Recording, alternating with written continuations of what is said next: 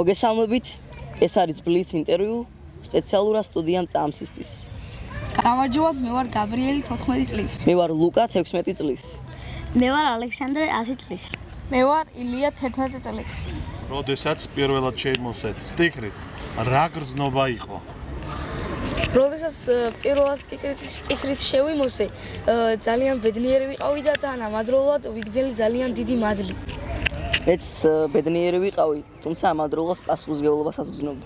თქვენთვის რას ნიშნავს სიყვარული? სიყვარული არის ის, რაც დედამიწას ამოძრავებს და მის გარეშე ცხოვრება შეუძლებელია, რადგან თავად უფალი სიყვარულია. გვიყვარდეს უფალი და ჩვენ სიყვარული ადამიანები. რომელი თვისება მოგწონთ ადამიანში ყველაზე მეტად?